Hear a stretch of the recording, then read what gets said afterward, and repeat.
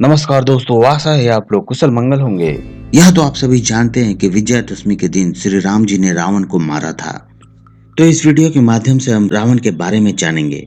कहा जाता है कि रावण एक ब्राह्मण था। रामायण के उत्तरकांड में रावण के बारे में काफी जिक्र है। वह ऋषि विसर्वा का बेटा और सप्त ऋषियों में से एक ऋषि प्लस के पौत्र थे।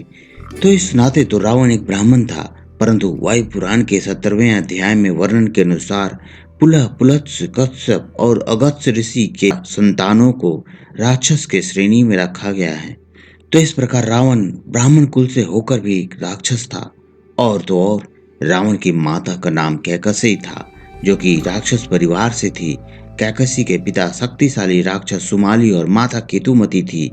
कैकसी को रावण के अलावे कुंभकर्ण, शूर्पणखा और विभीषण ऋषि विसर्वा के संतान थे। ऋषि विसर्वा की पहले से एक और पत्नी थी, जिसका नाम इडविडा था, जो कि ऋषि भरद्वाज की पुत्री थी और उससे जन्मे धन देवता कुबेर थे। कुबेर को बौद्ध धर्म में वैश्रवण और जैन धर्म में सर्वानुभूति कहा गया है, जो कि ब्राह्मण द्वारा दिए गए श्रीलंका का राजा थे। परंतु बाद में वो अपने सौतेले भाई रावण को राज धर्म सौंप कर स्वयं हिमाचल चले गए थे।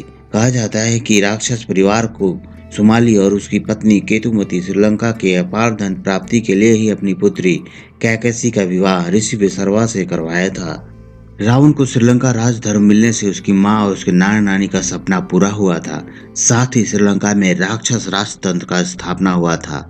समय के साथ साथ रावण का घमंड और लोभ इतना बढ़ गया कि वह किसी को भी अपने समान तुच्छ समझता था और उसमें सब कुछ पाने की बहुत इच्छा हो गई थी। इसी कारण उसने श्री राम की पत्नी सीता का अपहरण कर लिया था।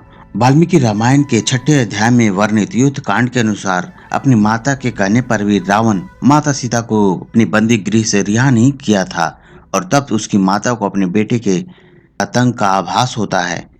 रावण की बर्बादी उसी समय शुरू हो गई थी जब उसने अपनी माता की बात नहीं माना था।